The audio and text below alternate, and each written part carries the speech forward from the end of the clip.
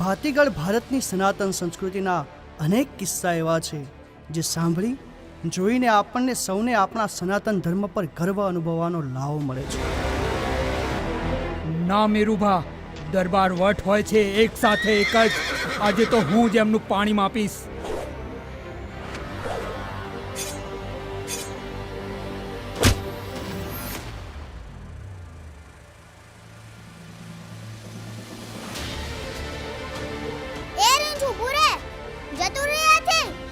અરે આપણી જહાબાઈ, આપણા કુળનું નામ ઉજાડ્યું છે, નામ.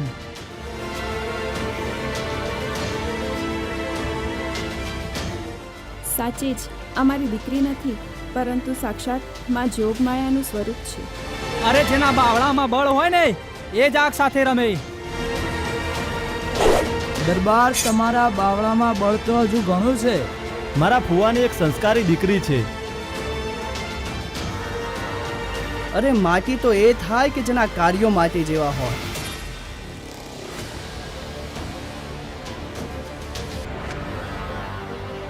જસલી, એ જસી, સાંભળે છે કે નહીં? લે આ ઘડો અને પાણી ભરી આવ. તું મારી વાત નહીં માને ને તો હું તને ખાવાનું નહીં આપું. ખાવાનું નથી જ આપતી બાપુ, નથી જ આપતી. ઓ, બહુ ગમી ગયો છે તને આ ધૂળિયો ઢોલી અને એનો ઢોલ. પેલા ધૂળિયા ઢોલીની વાત કરીમાં તમને આટલું બધું ખોટું લાગી ગયું? બસ માં, આજથી તું અગરના દાદાની થઈ જહુબાઈ. સમય આવે તારું નામ અને કામ બંને જતું થશે. પણ માં, આ મરણની વાતો છે, તને નહીં સમજાય. તો આજે આ જહુબાઈના તમને છેલ્લા જ હાથ. એ કર્મ મોટો હોય ને તો માણસ મોટો, બાકી જાતથી મોટો એ રિવાજ ખોટો. આજે હું જહુબાઈ મારા પામરદેનો અંત આણું છું. માં, તું જ્યાં વાસ કરે ને ત્યાં માં તારી પ્રાર્થનામાં મારો આ ઢોલ ધબકતો રહે. માં, આ છેલ્લું વચન મારું યાદ રાખજો, જે હું અંતિમ સમયમાં કહી રહી છું.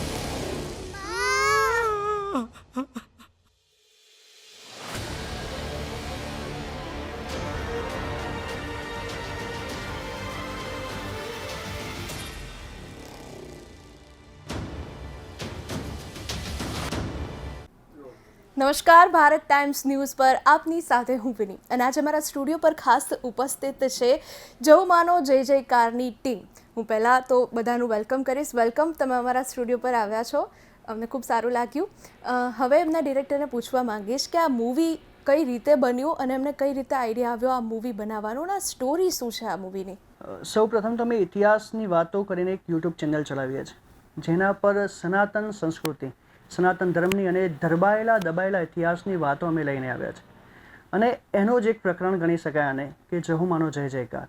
જહુમાનો જય જયકાર, એમાં જહુમાના પ્રાગટ્યની કથા છે.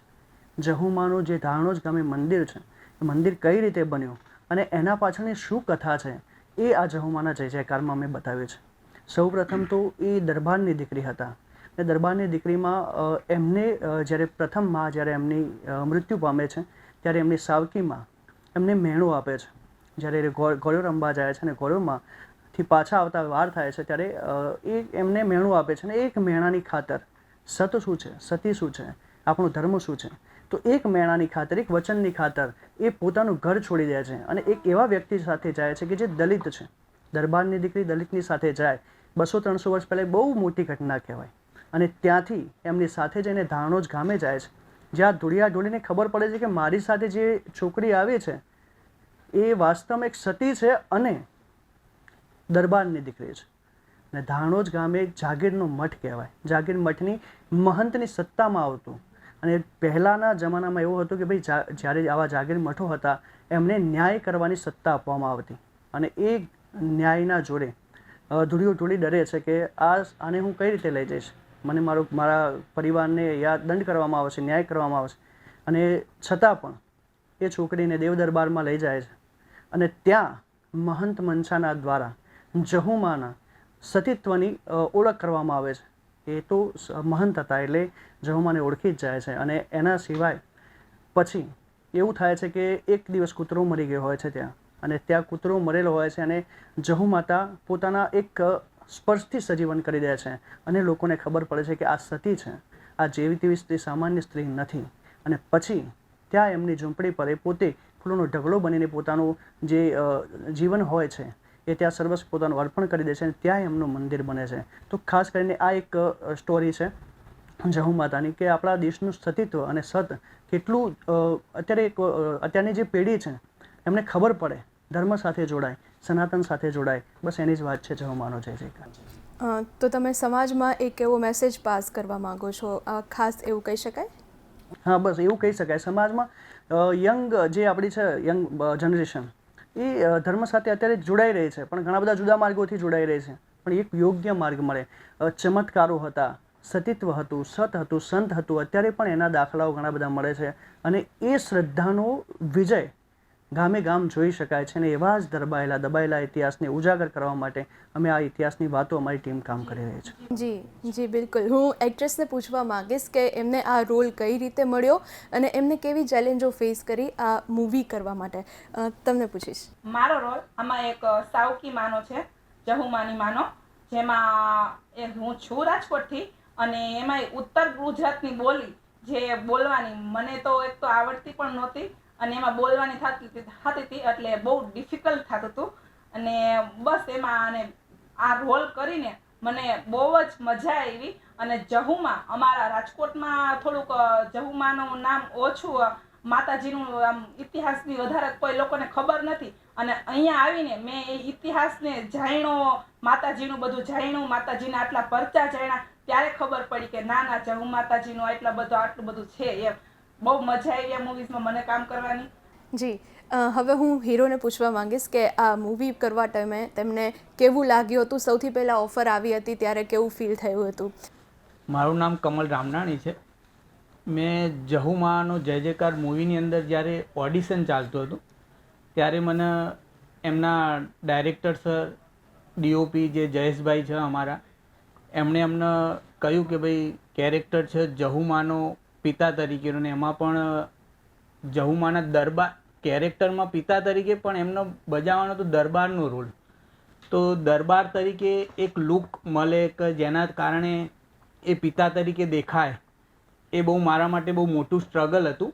અને જ્યારે એ રોલ માટે મેં ઓડિશન આપ્યું ત્યારે ડાયરેક્ટર સરે અને અમારા કેમેરામેન જે હતા એમણે અમને કીધું કે તમે 100% એમનો ન્યાય આપશો. અને પછી મને જ્યારે એમનો રોલ ઓફર થઈ તો મેં રોલ કર્યો. તો મને મારા માટે એવું હતું કે મેં આગળ પણ ઘણા પ્રોજેક્ટ કરેલા છે, પણ મારા માટે ફર્સ્ટ એવો પ્રોજેક્ટ હતો બહુ ચેલેન્જિંગ અને કર્યા પછી એટલો આનંદ મળ્યો.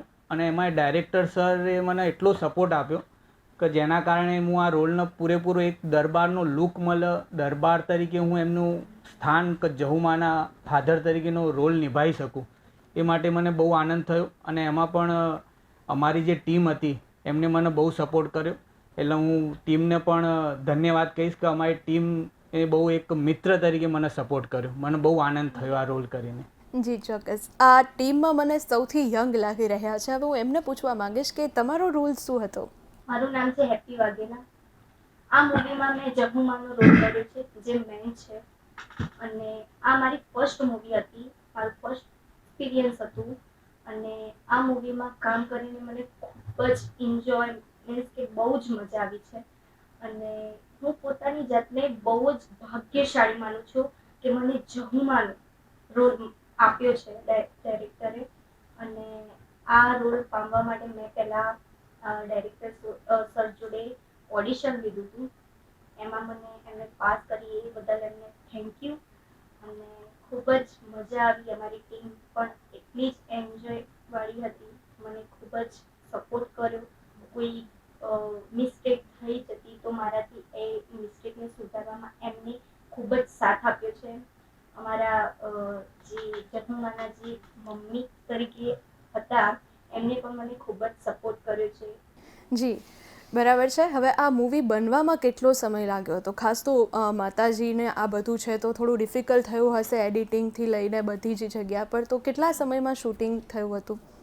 સૌ પ્રથમ તો સૌથી પહેલાં અમે લોકેશન માટે ફર્યા હતા, કારણ કે આજથી 300-400 વર્ષ પહેલાં જૂનું જ્યારે લોકેશન બતાવવું હોય તો એ બહુ ચેલેન્જિંગ વસ્તુ છે.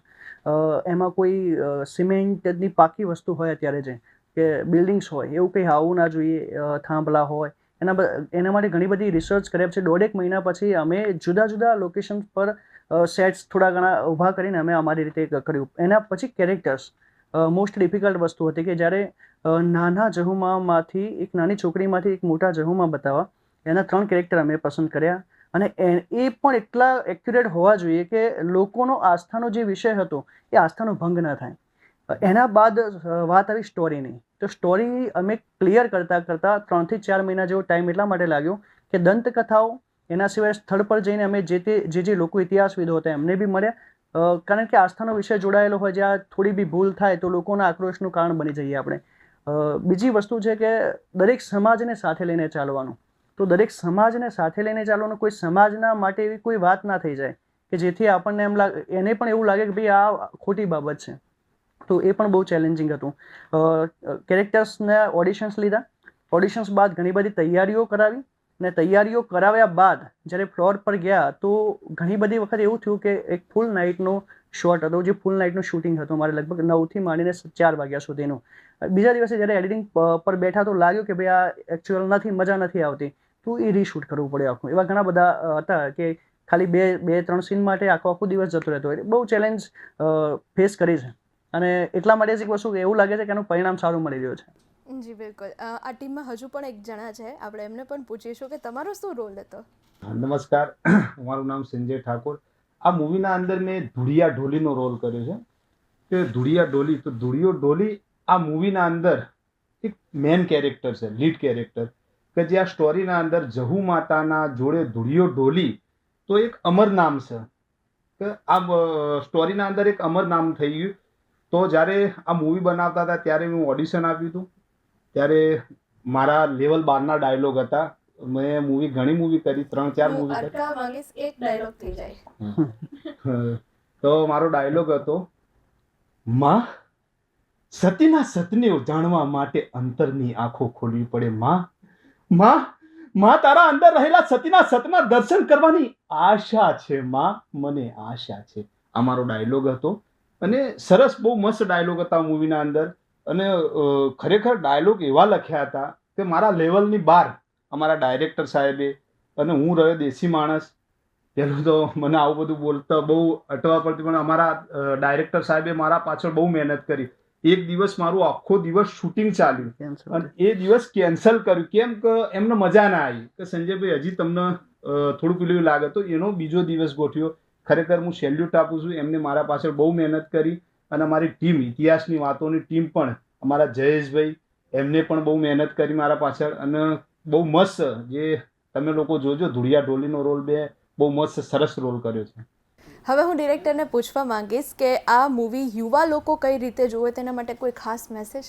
આ મૂવીઝ અમે ઇતિહાસની વાતો યુટ્યુબ ચેનલ પર લોન્ચ કર્યો છે. આમ તો એક વસ્તુ એને થિયેટર્સમાં રિલીઝ કરવાની મારી ગણતરી હતી, પરંતુ એવું થઈ શકે કે અમે પૈસા કમાવા માટે નથી નીકળ્યા. એક એવો મેસેજ જાય કે જ્યાંથી ધર્મ સાથે યુવાનો જોડાય અને કમસે કમ એમને એક સારા વિચારોની તક મળે. કેમ કે અહીંયા સરસ મજાના એવા ઘણા બધા ડાયલોગ્સ છે કે જે યુવા પેઢી તો ઠીક, પણ જે મોટા લોકો છે એને પણ એક વસ્તુ કહીએ ને કે આપણે બૌદ્ધિક લોકો એ સમજી શકે અને એમની વિચારસરણી થોડી બદલાય એ પ્રકારના ડાયલોગ છે. આ લખવામાં પણ મારે ખૂબ મહેનત પડી છે. અને જે વાત કરી ભાઈ સંજયભાઈએ કે ધુળિયા ઢોલીનું કેરેક્ટર એવું હતું કે દેશી, પણ કેરેક્ટર આપણે શિષ્ટ ભાષામાં જ્યારે રજૂ કરતા હોય ત્યારે દેશીમાંથી શિષ્ટમાં કન્વર્ટ કરવું એ બહુ કાઠું પડે. તો યુટ્યુબ ચેનલ પર અત્યારે અમારી રિલીઝ થઈ ગઈ છે અને લગભગ 1,10,000 લોકોએ તો જોઈ લીધી છે. એટલું સરસ મજાનું અમને 2 વીક્સમાં એટલું રિસ્પોન્સ સરસ મળ્યું છે અને લોકોની સરસ મજાની કોમેન્ટ્સ આવી રહી છે.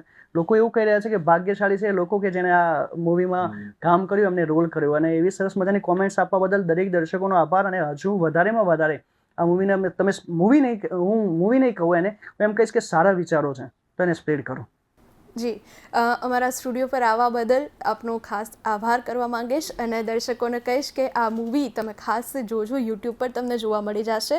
આ સાથે જ મને આપશો રજા, ફરી મળતા રહેશું આવા જ કાર્યક્રમો સાથે.